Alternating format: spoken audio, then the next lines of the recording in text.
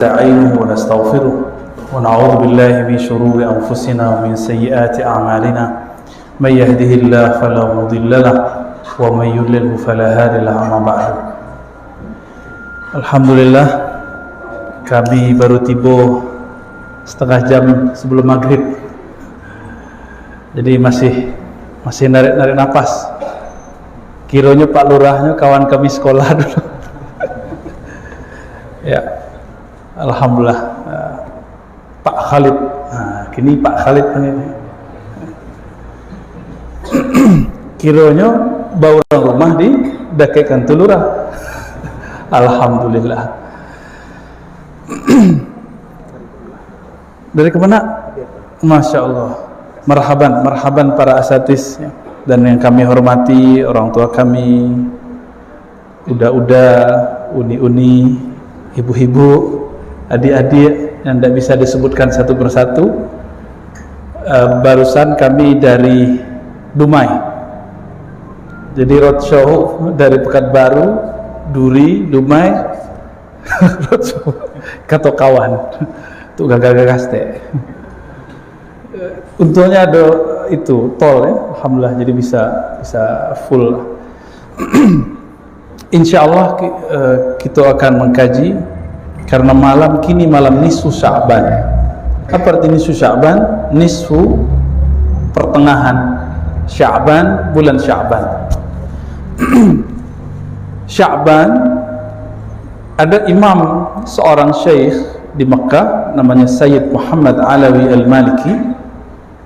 Itu muridnya orang awak namanya Syekh Yasin Al-Fadani, orang Yaman. Syekh Yasin Al-Fadani itulah guru-gurunya Buya Hanan di Al-Azhar, Syekh Ali Jum'ah. Walaupun dalam politik mungkin ada sedikit perbedaan ya kawan-kawan, Buya Burhan Erlintau itu sama berguru ke situ. Itu Syekh Ali Jum'ah, Syekh Abdul Ba'is Katani yang Alexandria, itu semuanya yaftakhirun bisana di Syekh Yasin. Mereka berbangga, bersyukur menjadi murid Syekh Yasin Al-Fadani, walaupun cuma ketemu beberapa kali di musim haji dan umrah. Jadi beda orang awak khususnya orang Minang, pergi haji, pergi umrah ya cukup ibadah saja. Tapi kalau orang Betawi, orang Lombok, orang Madura, orang Jawa, orang Palembang, kebanyakan Kalimantan, itu kalau ke Mekah nyari Syekh Yasin. Orang dari Maroko, dari Mesir, Aljazair, Hadramaut, terus Suriah, dari India, dari bahkan Afrika Selatan, kalau datang ke Mekah nyari Syekh Yasin. Kami punya guru, salah satu syekh sudah senior tinggal di Jakarta, tapi tamatan Madrasah Tarbiyah Pasya, Abuya Syafrin. Kami mudabbaj, inyo ambil kaji kawa, awal ambil kaji kenyo, sama-sama ambil kaji mudabbaj. Tapi umurnya lah senior, 80-an, 86 kali ke, tinggal di Serengseng, Jawa Barat, Jakarta Barat. Beliau berhikayat, ambo bertanya, Buya, waktu dulu jadi petugas haji tahun 80-an, Buya masih muda, bersobok nak jauh Syekh Yasin Al-Fadani? Bersobok. Lain minta ijazah Buya. Lupa beliau. Ijazah itu, ini kalau ada perbedaan ijazah orang tarikat dengan ijazah ilmu hadis. Kalau ilmu hadis itu meminta ijazah. Kalau tarikat ditampanya wak kalau minta ijazah. Ya, khusus negeri awak. Kalau pengen jadi mursyid, ditendangnya ada surau itu. Tapi kalau ijazah hadis itu diminta, kaji itu meminta. Apa arti ijazah? Izin untuk mengajarkan hadis atau memperoleh hadis. Batulis tuh. Di mana kami faham kalau Syekh Yasin Al-Fadani itu orang hebat, talambe baru tahu 2006 ketika kami mengaji kepada orang Suriah, Syekh Hasan itu murid Syekh Yasin. Bersobok pula orang India, hafal Sahih Bukhari, 8 juzuk. Kira-kira Dabur 8 juzuk hafal, sebab beliau ngajar dari umur 20, cuma Quran Sahih Bukhari. Jadi sudah hafal Sahih Bukhari itu. Orang India, tinggal di kota Hyderabad, namanya Syarif Muhammad Khaja.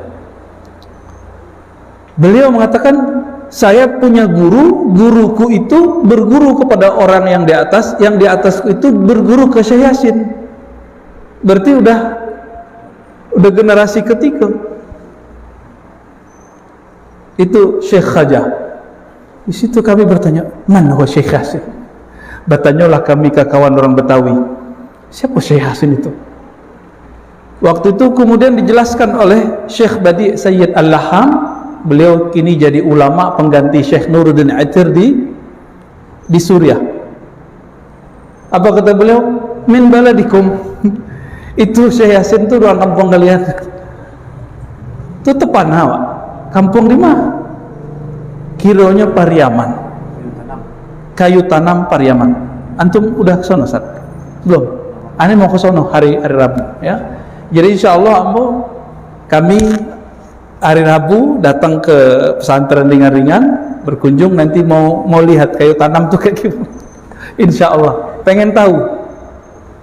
Jadi baru sadar 2006 Lata Lambe, kini 2021. Jadi semenjak 2006 sampai 2021 kami memburu silsilah dan ijazah hadis dari murid-murid Syekh Yasin, kawan-kawan Syekh Yasin. Alhamdulillah banyak nama sebab guru orang Yaman, namanya Syekh Muhammad Abdul Rabb An-Nazari, tinggal di Dubai. Itu beliau ahli hadis, ahli fikih, ya, tamat Madinah dan Mekah. Apa kata beliau? Syekh Yasin Al-Fadani, guruku Syekh Yasin orang Padang. Tepalanya awak. Dan beliau mursyid satu tarekat namanya Tarekat Syadzaliyah Al-Alawiyah. Kalau kita di Siko baca kitab selawat, cuma kitab selawat di awak lah horor, menakutkan, dibaca ketika orang meninggal. Padahal kitab selawat itu wiridan kiai-kiai di Jawa. Masih ingat tahun-tahun sebelum itu ada kiai namanya Maimun Zubair. Itu amalan beliau. Kiai Maimun Zubair, murid Syekh Yasin Al-Fadani. Beliau mengatakan Syekh Yasin Al-Fadani. Dan yang paling lucu, waktu kadumai petang, Basobojo, seorang kiai dari Jawa, tinggal di Dumai, merantau, tamatan Azhar, umur 50-an. Badannya bentuk apa? Bentuk atuk badannya, namanya Kiai Afifi Rahmat LC. Apa kata beliau? Syekhi Maimun Zubair qala an syekhi Muhammad Yasin Al-Fadani. Jadi beliau menghikayatkan kalam-kalam dari Syekh Yasin lewat Maimun Zubair, mengatakan itu guru dari guruku. Tapi orang awak tidak sadar-sadar. Ya. Kini lagi tren misalnya. Alhamdulillah kita sudah dari Kepung nih, dulu tidak ada sekolah di Kota Tengah, kini beras sekolah Pak, beras sekolah di Kepung ini 7, tambah sekolahan cek. Alhamdulillah ada Quran, ada semua Islam ya. Alhamdulillah, entah mimpi apa kita dulu kan dikepung oleh sekolah-sekolah keislaman. Kalau itu sekolah Quran, besok Quran itu ada ijazahnya. Dan ijazah itu dikumpulkan oleh Syekh Yasin dan murid-murid Syekh Yasin. Kalau di Jeddah, orang Suriah tinggal di Jeddah, namanya Syekh Aiman Suwaid. Itu terbaiklah untuk kepakaran melafazkan. Kami baru bosobok je muridnya, sudah baca Fatihah 3 kali nalallah sallallahu alaihi wasallam. Tiba di siratal ladzina an'amta alaihim. Kita kan berhenti kan? Wasil baru sebab muridnya. Jadi kesalahannya di situ, berhenti di alaihim. Apa sebab? Kiranya Al-Quran kita ada yang tidak dibaca oleh orang, ada tulisan di situ. Iko adalah Quran riwayat Imam Hafs dari gurunya Imam Asim. Imam Asim itu punya qiraat namanya qiraat Asim. Jadi kok diriwayatkan, ada periwayatnya, ada ijazahnya. Dan yang paling kita kaget, guru kita di Pelansek Surabaya, Atuk Buya Dahnar, ya, kita boleh sebut beliau Abuya Syekh Dahnar. Yang orang kampung mungkin tahunya beliau guru ngaji, tapi orang nggak tahu silsilah beliau kemah.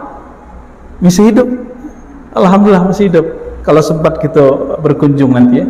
Jadi kami menelusuri itu. Yang masih hidup kita kunjungi, yang meninggal kita lihat sanadnya, tahunnya. Nah, besok kami pun mau ziarah dan berkunjung ke yang masih hidup, insya Allah. Memburu sanad sebenarnya, memburu sejarah yang hilang. Abu Yadahnar mambi Al-Quran qiraah sab'ah. Dulu kan orang keterlampet ngaji ke situ. 3 generasi, bayangkan. Dari generasi orang kayak kami, ya kan ke situ ngaji. Beliau mambi dari Syekh Abdul Malik di Kota Tongah Batu Ampah. Kota Tongah aja namanya. Batu Ampah ada surau pas kelok. Syekh Abdul Malik 5 tahun di Mekah. Syekh Abdul Malik dari dijazahkan gurunya di Mekah, tapi sedangnya asik ngaji qiraah sab'ah, disurati ibunya. Dulu sore kan lama sampai kata ibunya, oh nak pulanglah. Maka pulang beliau. Maka gurunya mengatakan, berwasiat, jika engkau pulang maka sempurnakan kajian qiraatmu dengan Syekh Muhammad Arsyad, muridku, dan ayahnya juga muridku. Siapa ayah beliau? Syekh Abdurrahman Batu Ampah. Kami bisa mau ke situ. Cucunya masih ada, Buya Sya'rani, Buya Mazmur, ya. Insya Allah kalau beliau sabuk nanti masih ada hafiz Quran dan orang lajnah, baru pensiun Pak. Jadi Quran kalau di situ ada nama beliau tuh, Buya Mazmur Sya'rani, yang memimpin Al-Manar sebelum itu ayahnya, umurnya udah hampir 100 tahun, 90-an, Buya Sya'rani. Jadi Buya Dahnar orang menyebutnya apa? Wan Dani. Iya, Pak Dani, Tuk Dani kan gitu. Kalau kami kan dulu manggil Atuk, Tuk. Nah, beliau ngambil dari Syekh Abdul Malik, Syekh Abdul Malik dari Syekh Muhammad Arsyad, Syekh Muhammad Arsyad dari ayahnya Syekh Abdurrahman, Syekh Abdurrahman dari orang Mekah, Syekh Ahmad Al-Marzuqi, pengarang kitab Aqidah Sifat 20, Aqidatul Awam, langsung di Mekah. Makanya dulu dilakukan kami belajar Sifat 20, Allah wujud kidam baqa mukhalafatuhu lil hawadis, langsung ke situ. Gagah enggak tuh sanad begitu, silsilah itu. Tapi kita enggak tahu masalahnya. Taunya dari orang tahu, dari orang enggak pada tahu. Bahwa kini adik kita namanya Apriya Putra, dosen di IAIN Bukit Tinggi, tinggal di Mungo, di Mungka, orang rumahnya Mungka. Itu Masya Allah mengumpulkan tulisan-tulisan lama dan perpustakaan yang masih tersisa dari buya-buya kita lama, dan itu gudang luar biasa. Kalau kini kan lah canggih-canggih handphone gitu, buka lah nanti ada blog namanya Surau Tua Blogspot. Kaget-kaget,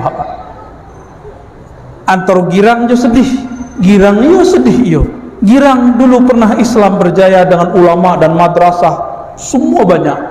Surau-surau itu dulu tempat mengaji, mirip seperti di Jakarta orang ngaji di Langgar, orang Jakarta, Bang Adam, ya, Tagadai di Pekanbaru, kiranya orang rumahnya orang awak juga. Mana satu lagi? Mana Bang Bayu juga Tagadai orang awak, kalau itu orang Ocu, orang awak juga. Baik.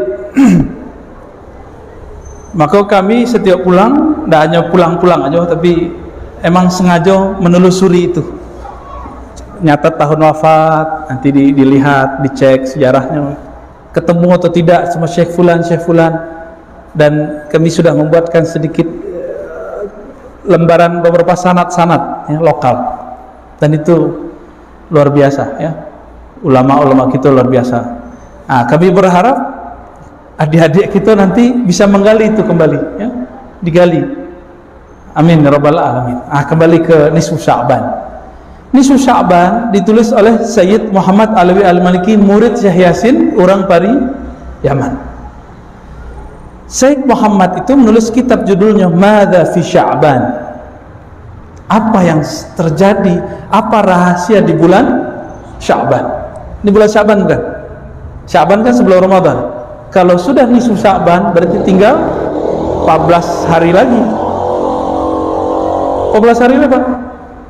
Wadah. Ramadan langsung. Kami Ramadan lalu tidak ada tarawih di masjid. Sekolah Pak. Alhamdulillah. Itu dunia mencekam di Jakarta dan sekitar itu. Orang masuk tutup komplek. Ditanya kayak pertanyaan malaikat maut ya, atau mungkar nakir. Mau mana? Aduh. Jadi akhirnya kami tidak keluar. Pengen langsung pulang kampung supaya tidak terjebak di situ. Kira di kampung orang biasa ya. Zona hijau. Alhamdulillah. Tidak ada masker kan nikmat tuh. Payah pakai masker. Payah kena koloid di samping kan. Kalau kena masker gili-gili. Di bulan Sya'ban kini itu lebih spesial. Ya. Sebab spesialnya itu kita baru melewati, bahkan sedang beradaptasi dengan pandemi, ya. Itu spesialnya. Dulu bulan Sya'ban itu bulan ajaib di zaman Rasulullah. Kok bulan ajaib? Kiblat dipindah, pasti yang sering haji umroh, kiblat dipindah itu pertengahan nisfu Sya'ban. Tadi siang. Ya. Masjid apa namanya? Qiblatain. Dari Masjidil Aqsa dipindahkan. Maka dua kiblat di situ. Tapi sholat di situ bukan sesuatu yang spesial. Yang spesial cuma sejarahnya. Turun ayat itu. Apa yang terjadi di bulan Sya'ban? Jadi kiblat kita itu ulang tahun malam kini. Ulang tahun kiblat itu. Jadi boleh disebut milad kiblatina.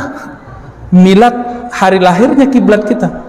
Pembeda abadi antara ahlu kitab dan Nabi kan nggak suka dengan tasyabuh, menyerupai ahlu kitab kan nggak suka. Nabi menghormati milad beliau, lahir beliau dengan berpuasa.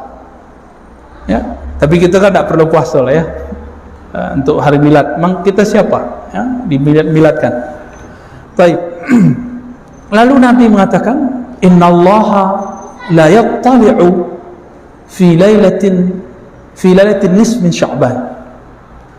Hadis itu hasan, ada di Tirmizi, ada di Ibnu Majah, Ahmad, dengan riwayat yang sedikit berbeda-beda tapi maknanya sama. Sesungguhnya Allah menilik kan cocok untuk bahasa orang kampung Pak.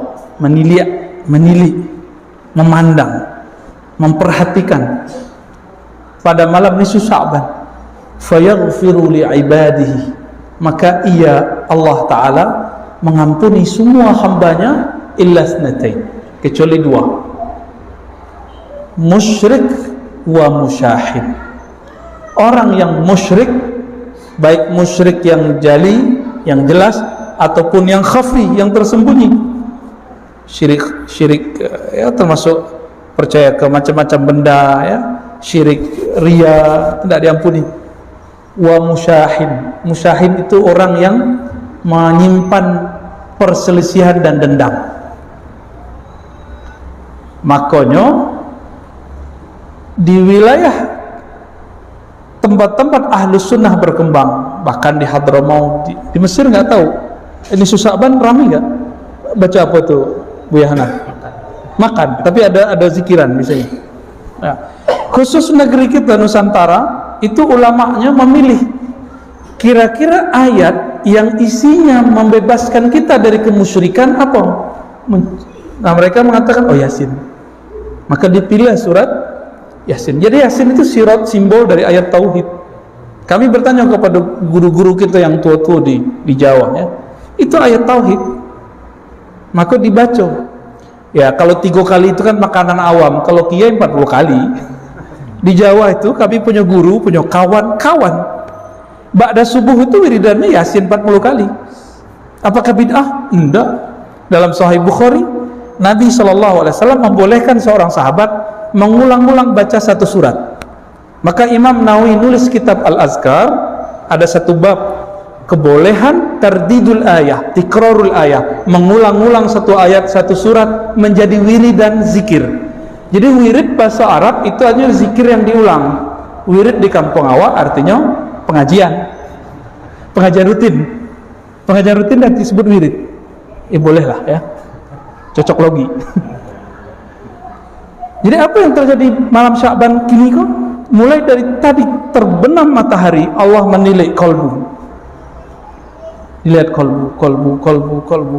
Adakah kemusyrikan kepada obat, kemusyrikan kepada jimat, kemusyrikan kepada kubur, kemusyrikan kepada macam-macam? Maka kalau ada kemusyrikan, Allah tidak ampuni. Orang bau be, baca bismillah, musyrik nak? Enggak. Tapi ketika meyakini ube yang menyembuhkan, musyrik, tidak dapat ampunan. Itu. Jadi kemusyrikan itu enggak hanya masalah jimat enggak jimat, kubur enggak kubur. Orang berobat bisa musyrik. Karena yang meyakini ada kekuatan selain Allah yang menyembuhkan. Tapi makanya dibatalkan dengan baca bismillah. Bahkan guru-guru kita di Suriah itu lebih ketat. Ya, Syekh Taufik Al-Buti punya ayah Muhammad Sair Ramadan Al-Buti. Kami berguru ke anaknya. Kata beliau, siapa yang meyakini nasi yang mengenyangkan, obat yang menyembuhkan, musyrik, tapi tersembunyi. Bayo tak tuh? Tidak diampuni Allah. Nah, maka cara membersihkannya, ulama kita dari dulu, setelah yasinan, baca la ilaha illallah. Itu rahasianya sebenarnya. Oh, cocok logi? Enggak. Ulama itu kan mengumpulkan riwayat-riwayat yang bercabang-cabang, lalu dikumpulkan, dihadiahkan untuk umat. Jadi rukun 3 boleh. Sholat itu kan kumpulan hadis-hadis, ya kan? Kalau tidak dikumpulkan hadis, itu sholat berantakan, pasti berantakan, karena tidak ada hadis yang detail dari awal sampai akhir lengkap. Misalnya subuh 2 rakaat ada, tapi zuhur tidak ada. Dikumpulkan ulama, muncullah namanya rukun 3 boleh. Boleh ngaji rukun 3 boleh? Wajib, bukan boleh. Wajib. Kalau dengan itu mengerti sholat, wajib. Ya. Tapi kalau di Muhammadiyah disebut tuntunan. Ya sama barangnya cie aja tuh. Ya, ittiba bahasa Arabnya.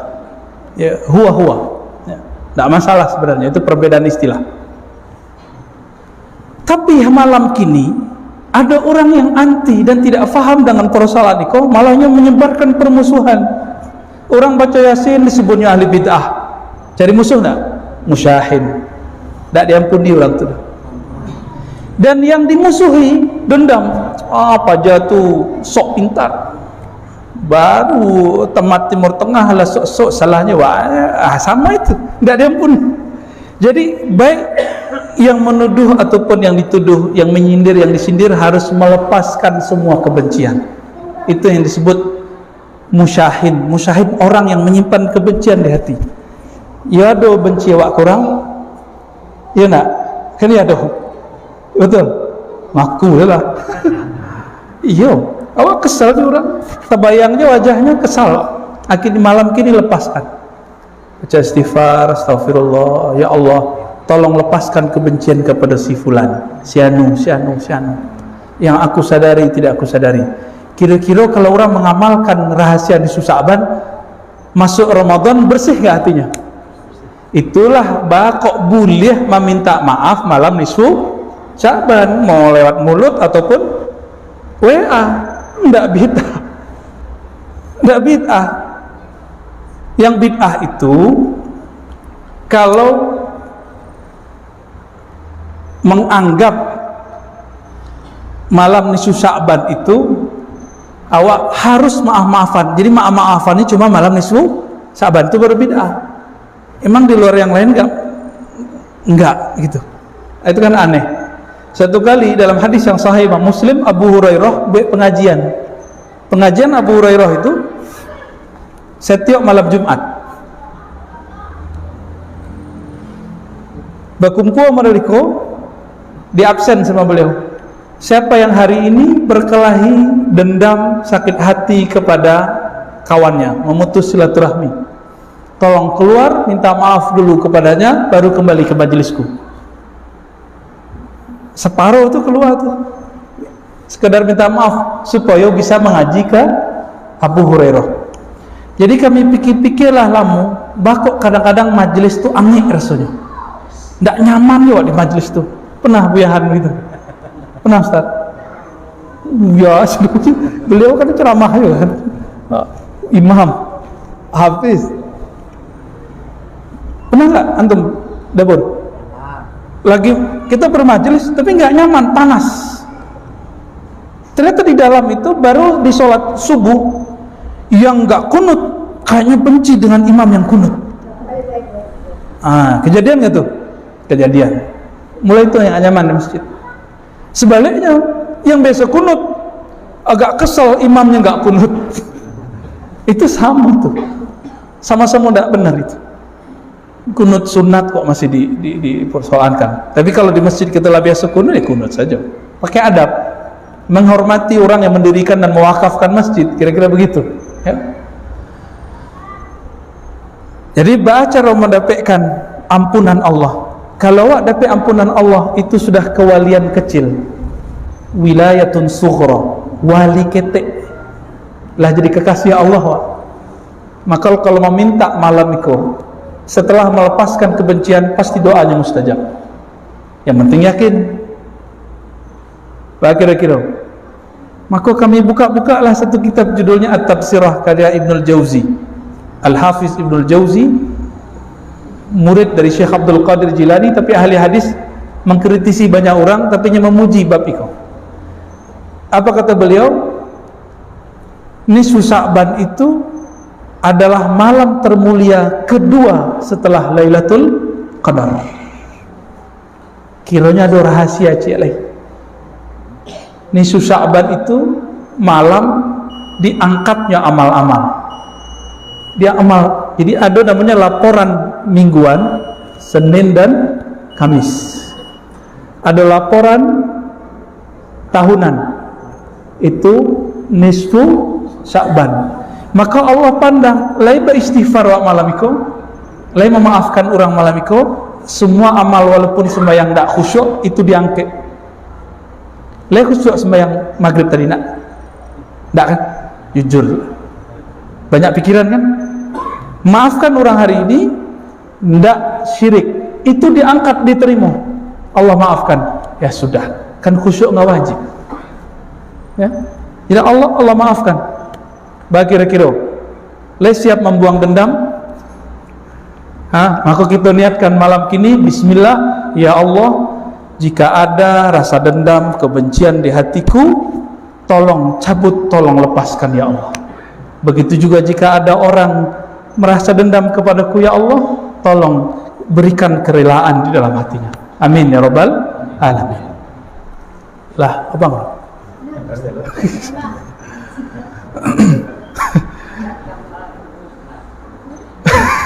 Insyaallah. Apakah ada amal khusus malam nisfu Sya'ban? Itu banyak pertanyaan. Ya, mungkin banyak yang bertanya, kami jawab selagi ini kali. Ya. Tidak ada amalan khusus kecuali dua tadi. Pertama, menghalau kesyirikan dari kalbu, berarti amal kalbu. Yang kedua, menghalau semua kebencian dalam kalbu, berarti amal malam kini yang paling inti apa?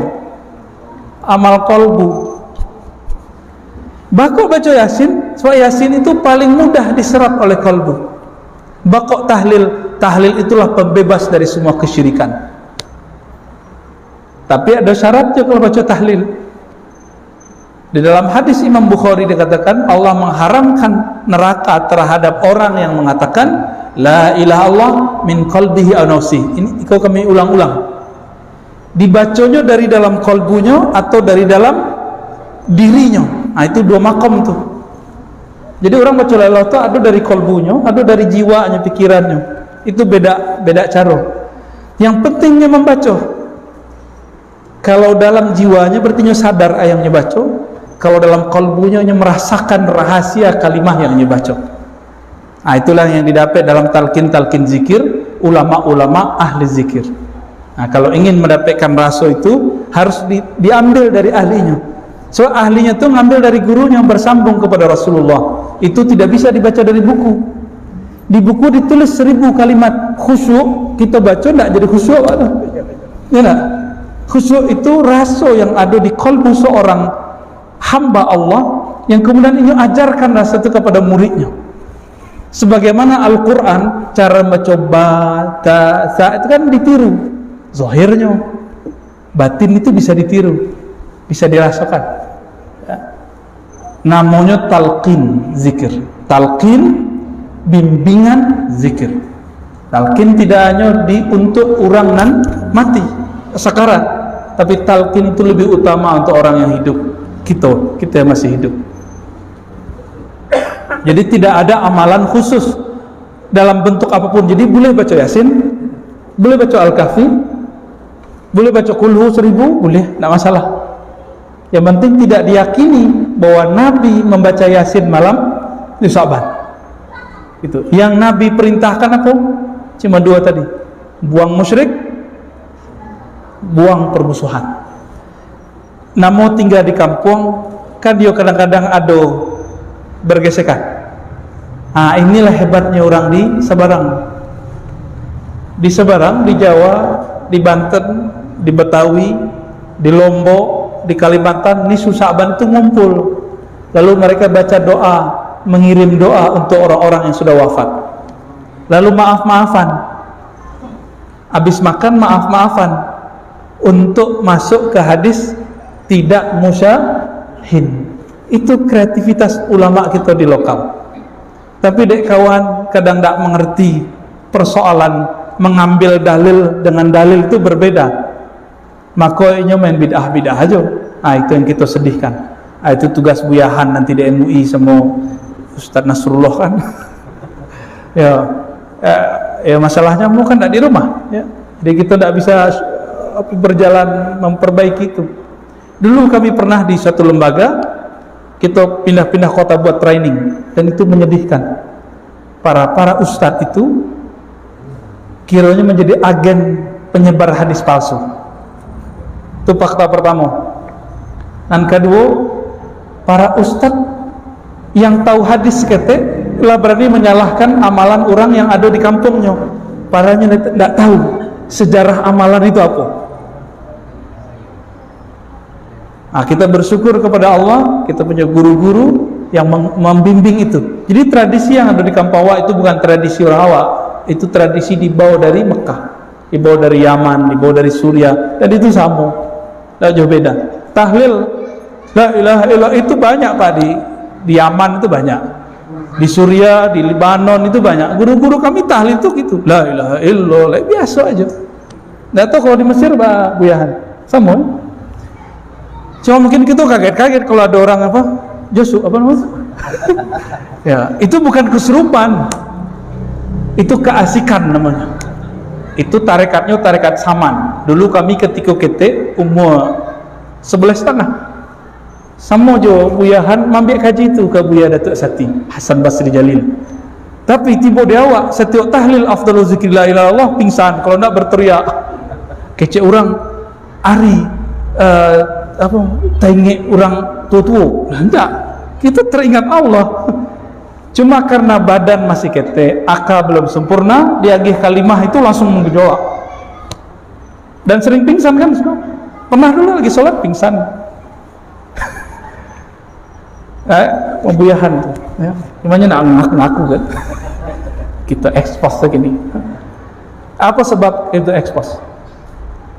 Kami beraja hikam dulu ke Buya Nu'man Bashir, masih remaja itu Buya Nu'man. Kiranya pengarang kitab hikam tu lah dilewati dia Buyahan kuburan orang tu Imam Ibn Athaillah As-Sekandari, termasuk guru Ibn Athaillah namanya Abul Abbas Al-Mursi. Tapi ke Husaymara enggak, Abul Hasan Sajili sempat, Masya Allah dulu nyobai kan. Tapi ke Uzbek awak dulu. Ya, silsilah zikir orang suluk itu ke Uzbek. Kami alhamdulillah 2019 Allah izinkan berziarah, ngecek tahun wafat, itu girangnya bukan main. Muhammad Bahauddin Shah Naqsyabandi. Kemudian yang lebih tua dari beliau, Imam ahli hadis Imam Bukhari, masih banyak. Akhirnya dituduhlah kami itu kuburiyun. Tahu kuburiyun tak? Disebut penyembah kubur. Ya tidaklah. Kita dikubur bukan minta ke dalam kubur. Kita dikubur tuh doain yang di dalam kubur. Ada minta-minta ke dalam kubur. Haram hukumnya, syirik itu. Kita ke kubur ya ziarah kubur, selesai mengingat kematian, mengenang jasa, lalu mencatat sejarah.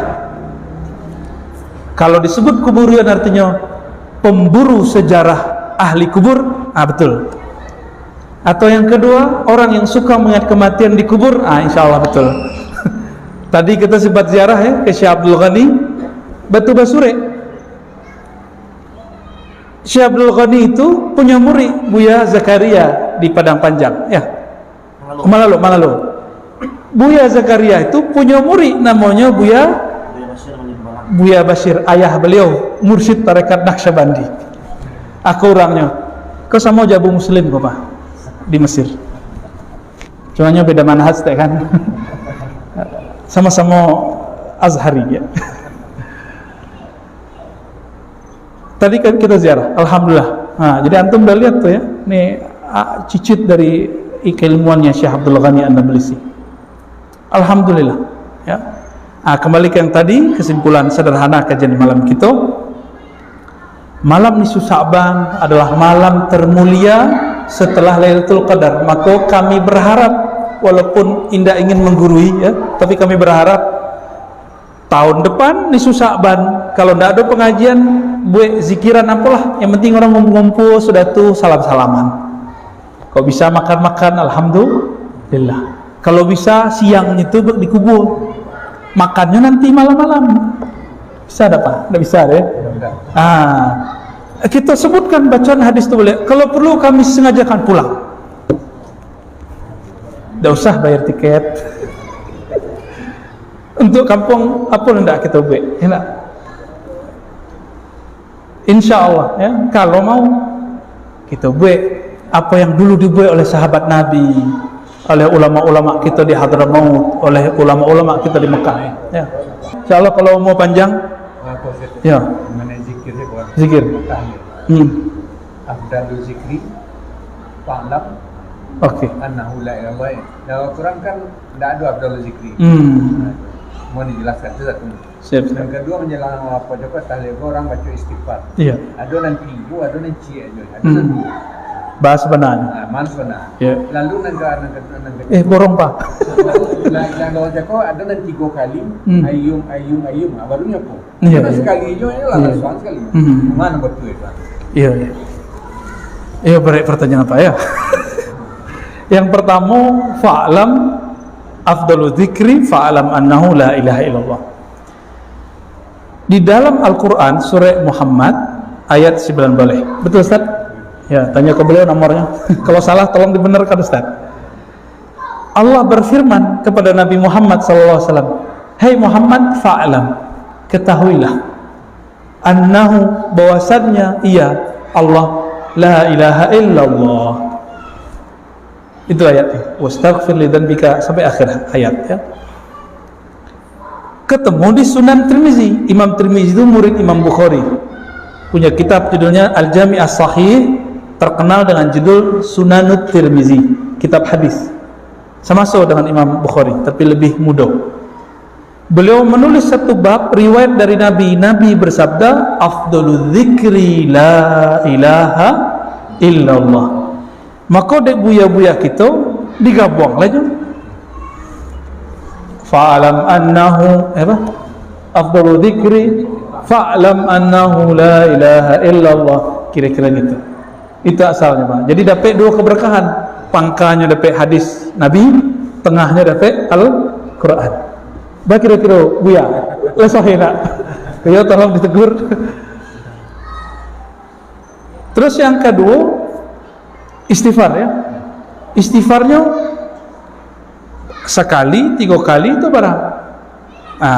Istighfar itu sama jo galeh kumuh. Kalau kumuhnya cuma bekas diminum, disiram seketek lah jadi itu. Itulah istighfar. Tapi kalau nyoba minyak ke dalam, makan cincang siang tadi, ayo bakoruak ke dalam. Itulah 3 kali, bisa 7 kali. Jadi si pemimpin zikir konya sedang merasuk-rasukan hatinya. Kira-kira lah pas belum masuknya. So la ilaha illallah kan masuk ke dalam kalbu. Iza zukirallah wajilat qulubuhum, disebut nama Allah bergetar. Kalau tidak bergetar berarti istighfarnya belum oke. Dirasa-rasa coba. Kok mungkin kalau Ustaz Nasrullah 7 ya? Mungkin lebih. Ngamuk Ustaz Nasrullah. Bertanya orang kepada Imam Al-Qushairi, dan Imam Qushairi meriwayatkan dari gurunya tentang apakah yang lebih afdal, istighfar atau la ilaha illallah. Itu sering kami sampaikan. Lalu dijawab oleh beliau, jika kainmu kotor, langsung engkau pakai atau engkau bersihkan terlebih dahulu. Kecek muridnya, kita bersihkan dulu wahai tuan guru, tuan syekh. Itulah istighfar. Baru lama makainya, ya. Jadi zikir itu bisa jadi pakaian. Jadi pakaian zikir itu. Jadi pakaianan bagus-bagus itu tidak ada hasilnya kalau tidak ada kalimah la ilaha illallah. Yang ketiga apa? Tiga kali dulu la ilaha illallah, baru Hayyu Qayyum, Hayyun. Gitu. Ada beberapa panduan zikir. Afdalul dzikri la ilaha illallah. Lalu orang-orang membaca hayyun baqin, hayyun mawjud, macam-macam ya. Yang inti itu dikata hayyun itu. Nabi SAW sering mengatakan ya hayyu ya qayyum. Maka Imam Al-Kattani mengatakan, siapa yang hatinya keras maka bacalah ya hayyu ya qayyum. Jadi hati nan tuli yang pokak ya, ketika nyu istighfar, setelah istighfar dijagoninya hayy bakin, gitu rahasianya. Jadi hayy itu dari dalam hayy. Coba ha. Yang pakar mahorid itu beliau baca ha dari dalam enggak Ustaz? Kalau kita betul baca nama ha itu dari dalam, itu langsung merinding, itu nama Allah. Hayy Qayyum, ya Hayy Qayyum. Maka salah satu doa yang ada di situ ayat kursi atau ayat kedua dari Ali Imran dibacakan kepada orang kesurupan, cepat sembuhnya. Sebab ada Hayyu Qayyum. Itu rahasianya. Maka ayat kursi bisa menyembuhkan. Kata ada lafaz hayy. Maka thariqah tertinggi dalam islah qalbu, memperbaiki qalbu adalah thariqah Quran. So di situ ada makharij yang benar. Masalahnya orang awak nama beraja makharij, namanya beraja irama aja. Padahal sebelum irama, lu tanya Kak Uni Afrisa kan beraja makharij dulu. Kini orang mau irama langsung, mau beraja makharij. Jadi orang rajin makharij betul, nggak akan kesurupan, dijamin. Sebab saraf-saraf di dalam itu akan menendang apapun yang masuk. Hayy, bismillah, habis ada itu, habis adanya. Jadi kalau mau anak kita aman, ajarkan itu Fatihah cukup, apalagi bisa ayat kursi. Kira-kira gitu Pak, itu rahasia hayy. Adapun hayyun baqin, hayyun mawjud itu pilihan. Sebenarnya yang penting itu hayyun gitu, atau hayyun qayyum. Kalau kami memilih kalimat hayyun qayyum. Apa lagi kira-kira? Wah, Ustaz bertanya, udah lama waduh. Ustaz lah banyak lah. Aku tertarik di sejarah tadi. Dan sempat bertanya ketika umrah. Dulu kan Syekh Ahmad Khatib Al-Minkabawi jadi imam dan mufti di Mekah. Betul. Satu-satunya dari Asia. Terus cerita yang menyampaikan pelaksanaan amalan di zaman beliau dengan zaman kini jauh berbeda. Bedanya di mana? Bedanya itu dalam hal contoh kalau kunut dulu ada kunut kabarnya di Mekah. Iya, oke, betul. Sudah tuh kalau gini kan ada kunut yang kunut betul. subuh. Terus seperti zikir keras dulu di Mekah tuh ada zikir yang karet. Nah kini tidak ada lagi. Jadi apa perbedaan referensinya itu? Apakah orang-orang dulu tuh yang menemukan hadis sehingga kini yang menemukan? Pak titik temunya beda. Wah, ini lebih berat lagi nih dapur nih. Antum aja jawab kan.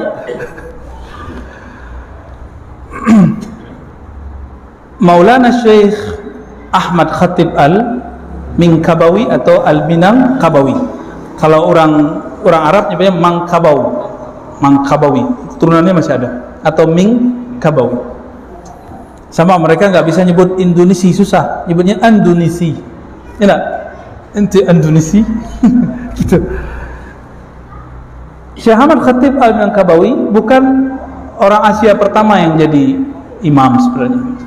Sebelumnya sudah ada imam-imam. Syekh Abdul Somad Al-Falimbani itu di Madinah dan kemudian macam-macam. Tapi untuk di Mekah betul Syekh Ahmad Khatib, karena beliau disukai oleh Syarif Mekah. Syarif Mekah itu wali kota, ya, keturunan Sayyidina Al-Hasan, ya. Syekh Ahmad Al-Khatib Al-Minkabawi itu orang agam. Apa namanya? Koto Gadang. Kamu lupa namanya. Betul, Pak? Kebetulan itu kampungnya Buya Asfi. Udah kayak situ. Buya Asfi yang singa aswaja di sosmed. Yang punya toko kitab Maktabah Suez. Buya Asfi, Zul Asfi. Tamatan Candu, murid Syekh Ali Mustafa Yaqub. Beliau punya jid, punya kakek namanya Syekh Abdul Latif, itu murid Syekh Ahmad Khatib Minangkabawi. Syekh Abdul Latif Pejuang, nanti cek, itu udah hilang namanya. Di beberapa buku sejarah masih ada Syekh Abdul Latif Balai Gurah. Betul ya? Balai Gurah. Syekh Ahmad Khatib itu dari situ. Kiranya dulu ada Syekh Syekh Umar Syata itu pernah berkunjung, atau Syekh Utsman yang lupa, disebutkan dalam manaqib beliau menulis syarah beliau sendiri, berkunjung ke Agam lalu mengajak si Syekh Ahmad Khatib itu untuk ke Mekah. Jadi dulu tanah kita diinjak oleh ulama-ulama hebat. Itu saudara yang datang itu saudara dari Syekh Bakri Syata, pengarang I'anatul Talibin, kitab fikih wajib yang dipelajari di semua pesantren Indonesia. Pesantren yang tradisinya masih tradisi ahli sunnah, ya. Kalau yang modern nggak tahu, nggak pernah masuk dan ngajar di situ. Syekh Ahmad Khatib diangkat menjadi mufti dan jadi imam.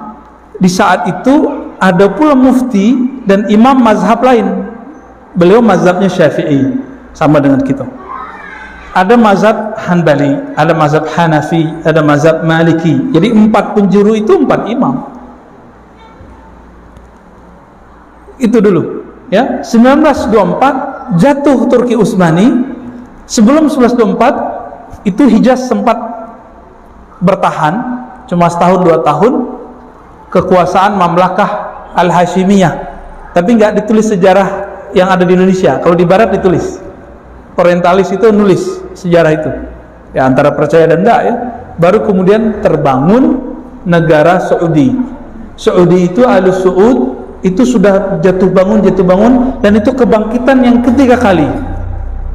Jadi bangkit dihadang oleh Turki Utsmani, bangkit dihadang Turki Utsmani. Yang terakhir 1924 Turki Utsmani hancur oleh Kemal Atatürk. Maka orang ulama nggak nyebut Atatürk, Adu Turk. Kemal musuhnya Turki. Iya, adu Turki, musuh Turki, bukan pahlawan Turki bagi ulama, ya. Tapi jangan coba-coba ngomong begitu di Turki, bisa nggak pulang-pulang, ya. Turki jatuh, keluarga Saud generasi ketiga kemudian mencoba ekspansi ke Mekah dan berhasil. 1924 Syekh Ahmad Khatib sudah meninggal, ya. Waktu itu yang menggantikan gurunya. Nah, ini uniknya. Gurunya namanya Syekh Nawawi Al-Bantani, Syekh Nawawi Banten. Jadi itu guru menggantikan murid, unik kata. Jadi silsilah kalau kita baca sanad ilmu beliau itu dari Syekh Nawawi. Jadi Syekh Ahmad Khatib ngambil Syekh Nawawi, Syekh Ahmad Khatib ngambil dari Bakri Syatta, begitu. Tapi setelah beliau meninggal, yang menggantikan gurunya. Karena Syekh Nawawi Al-Bantani orang Banten, beliau disebut dengan apa istilahnya, Musnidul Hijaz ya, ahli sanad Hijaz, ulama ahli sanad Hijaz. Jadi semenjak 1940 Ustaz, berubah tradisi sampai kini. Ditambahlah semenjak tahun 70-an Saudi menemukan tambang minyak. Maka mereka kan sudah punya kesepakatan, kerajaan agama Wahabi, kerajaan politik Keluarga Saud. Itu sudah tahu lah ya. Dulu waktu kami mau bertanya konsultasi ke Buyahan waktu masih jadi wartawan di Republika, Buyahan, bisa enggak temukan berita kalau Wahabi itu dibiayai? Mau berapa berita katanya? Ya, gitu nantang. Oh, kalau udah begitu nggak usah nyari, berarti udah kebanyakan berarti. Ya emang betul ya, didanai. Akhirnya kami cari sendiri karena emang udah banyak. Tahun 70-an Pak Haji pulang pasti bawa buku, ya kan? Pasti 70-an, 80-an, 90-an semuanya bawa buku. Buku apa itu? Buku misionaris Wahabi. Itu bahasa seremnya. Ya, serem nggak tuh? Misionaris Wahabi. Coba cek Pak. Dulu Pak Datuk Ir, Pak Ir itu nunjukkan waktu haji apa ada PEKO Cuma dana kiranya buku mereka. Ada yang lembaran-lembaran kecil, ada yang terjemahan. Yang kita banyak itu sengaja brainwash lewat buku. Kan orang-orang awam kok, ya benar awam. Di Mekah nak ada Pak Ustadz. Pak Ustadz dari mana Pak Ustadz kok? Akhirnya muncullah kemudian ketidakpercayaan kepada guru-guru ustadz-ustadz. Masya Allah, Pak Letkol, tafadhal. Kok dari Jakarta kok datang Pak? Tamang-amangannya datang dari Jakarta kan? Silakan David Daus ya. Jaleh kira-kira.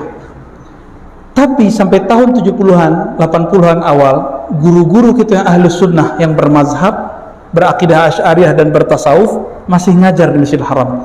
Terakhir tadi konflik Syekh Said Muhammad Ali Al-Maliki yang tadi itu konflik dengan murid bin Baz.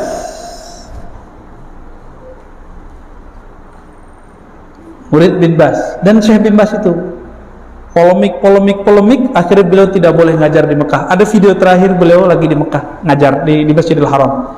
Maka beliau pindah ke satu tempat namanya kini Rusaifah. Kini muridnya di Muadi Muhammad ya. Kini anaknya Said Ahmad. Kami pernah ke situ berkunjung mendengarkan kajian beliau. Seberangnya ada Syekh Muhammad bin Ismail Zain, guru beliau. Antum waktu sana dikasih buku banyak ya. Jadi kalau Buyahan datang ke situ itu dihormati. Oh Azhari dikasih buku tuh. Tapi kalau Ciputati Jakarta Betawi nak laku. Tidak laku lah. Tapi tidak masalah ya. Spiritnya sudah kita ambil. Kita jadi semangat. Alhamdulillah. Jadi kini masih ada yang berkunut masih, tapi di pinggir-pinggir Mekah. Kalau mimpin sholat tuh alhaakumut takasur tarawih itu di pinggir-pinggir Mekah tuh banyak Pak. Alhaakumut takasur hatta zurtumul 20 rakaat. Satu nafas tapi jelas. Ada ijazahnya itu, ijazah dalam qiraat. Kalau versi ahli hadis makruh membaca Quran satu nafas. Soal Nabi yamuddu, Nabi mematkan dan memberhentikan setiap di akhir ayat. Alhamdulillahirabbil alamin. Tapi ahli qiraat meriwayatkan musalsal bil Fatihah itu nafas wahidah. Satu nafas. Dulu di Rusaifah Said Agil Munawar mimpin salat begitu. Lebih kurang. Yang penting tidak mengurangi makharij. Kan mat dan tidak mat itu kan ijtihad ahli tajwid ya. Bahkan mat lazim, mat wajib sendiri pun itu ijtihad, bisa diperdebatkan. Contoh ayat 7 Ali Imran, wa ma ya'lamu ta'wilahu illallah. Kalau qiraah kita baca berhenti, tidaklah tahu takwil tentang mutasyabihat kecuali Allah, kita berhenti di situ. Tapi qiraah yang lain, Ibnu Abbas enggak, diteruskan wasal. Ini tanda bahwa ilmu tajwid itu ijtihad ulama karena dia menemukan pola-pola tertentu dari gurunya. Musalsalkan, riwayatkan, wallahu a'lam. Panjang ilmunya, tanyalah kepada ahlinya. Siapa Syekh siapa yang sekarang ngajar di Kutab? Syekh Sa'ad. Oke, Syekh Sa'ad itu siapa imam-imam yang ingin bagus bacaannya, ngaji ambil sanad dan cara membaca yang benar ke beliau. So sanad beliau termasuk paling banyak kini dan lumayan tinggi. Jadi silsilah itu tambah pendek, tambah berkelas. Syekh Sa'ad ya, balik salami ilaih. Ya. Khalas, dah. Ku apa baca itu gua janjian. Ya. Silakan Ma.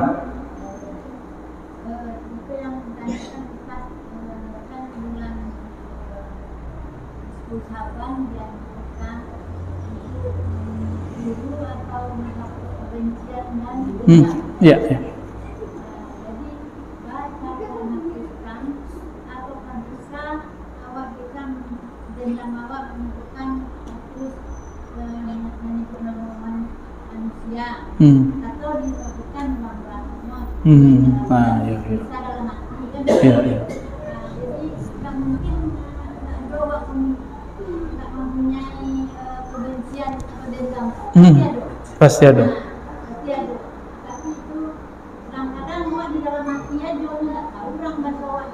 Benci kinyau. Jadi kan bisa dihapus. Iya. Iya. Bisa. Kan di situ yang penting di Quran itu kiranya perintah itu memberi maaf, betul nggak? Fa'fu wasfahu. Maka berilah maaf.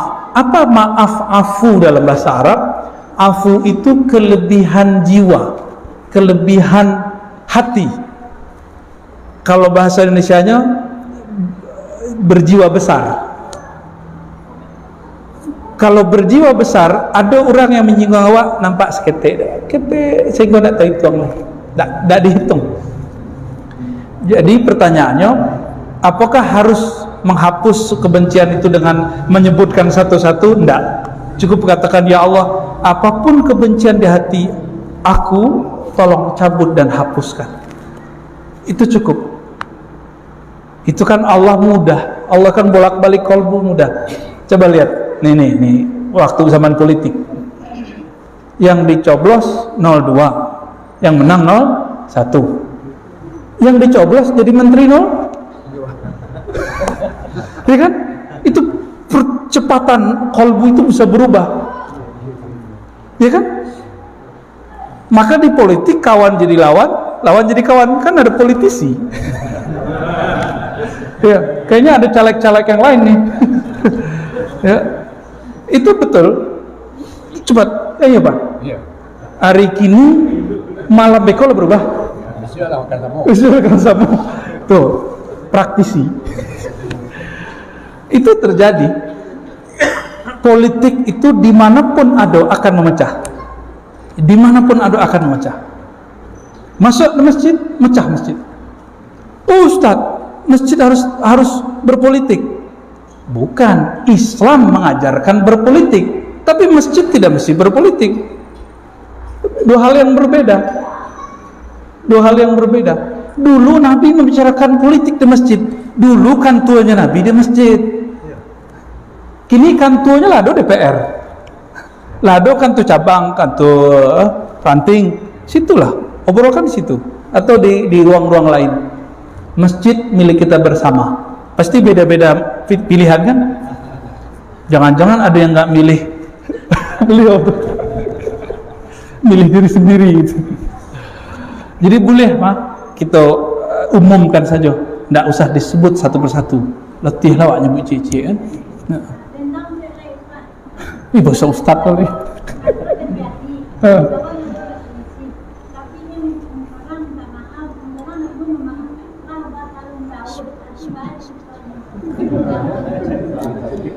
Awak minta maaf, tidak dimaafkan. Yang tidak memaafkan itu dapat dosa. Sebab perintah Al-Quran wa'fu, berilah maaf. Allah itu memaafkan orang setiap hari meskipun mereka berkhianat setiap hari. Leh sehebat awak, sagagah awak sehingga awak nak memaafkan orang. Leh ada orang yang sehebat Allah pemberiannya, kemudian Allah dikhianati, orang tu minta maaf, minta ampun, Allah maafkan. Leh ada nama dari itu? Kan tidak ada. Maka istahyu minallah, malulah kepada Allah, takhallaqu bi akhlaqillah, tirulah sifat dan sikapnya Allah kepada hambanya. Nah, kita sih tiru Allah, malu keberana badang kepala kan. Ya, jadi untuk saudara-saudara kami, orang tua kami, namun hidup berkampung kan dia ada. Raso-raso itu pasti ada. Jangankan itu ustadznya itu mah. Ya, cuma karena berbeda faham, kebencian. Maka kini kita menyatakan, ya, kalaupun kami pernah mengkritisi Ustadz Salafi, Wahabi, bukan kami benci, tapi karena kami sayang. Tawasau bil haq, tawasau bis sabar. Ya. Dan kenapa kadang-kadang kita ngegas agak keras bertahan tentang aswaja? Gimana enggak keras? Mereka keras mengkafirkan amalan ulama kita. Mereka keras mensyirikkan ulama kita. Mereka keras menganggap amalan kita bid'ah. Ya, sesekali ngegas lah boleh ya. Kan mereka ngegas. Kullu bid'atin dolalah, dilawan lagi dengan kullu bid'atin dolalah. Tapi tidak ada niat di hati merasa lebih pintar. Tidak ada niat di hati merasa ingin mengalahkan, tidak ada. Atau ada kebencian. Wallahi demi Allah, kami tidak ada kebencian kepada siapapun. Alhamdulillah. Mungkin kami pernah membuat orang benci, tolong dimaafkan. Ya, termasuk kami dulu di kampung kok ada rantiang patah dari kami. Kok ada buah rambutan nan pulasan. Buah pulasan nanti ambil, kali dimaafkan. Duyan beliau kan. Kira-kira begitu, ya. Loh, apa Pak? Apa tuh? Makanya Silakan. ini sejarahnya atau kejadian atau bagaimana peristiwanya. Seseorang yang membunuh orang 100 sampai 99 sampai 100.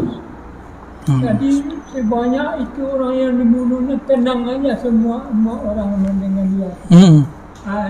Macam mana sejarah? Siap.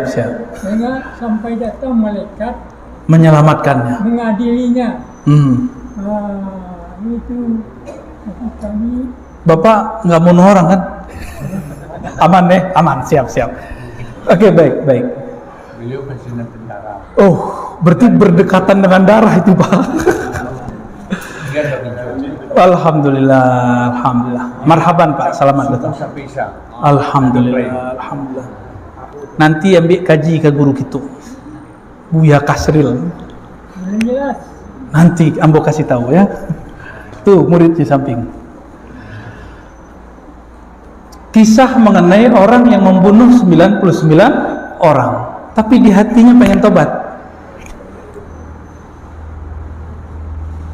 Lalu orang itu mencari ahli agama. Ketemulah ahli agama, tapi ahli agama yang zahir, hukum zahir, hukum hitam putih. Kamu bunuh orang, kamu dikisos. Dikisos berarti dibunuh lagi.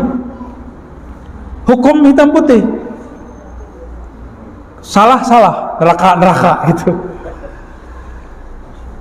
Kira-kira kalau Algojo pembunuh 99 orang, itu dia bunuh 9 orang cukup pisau dilempar set.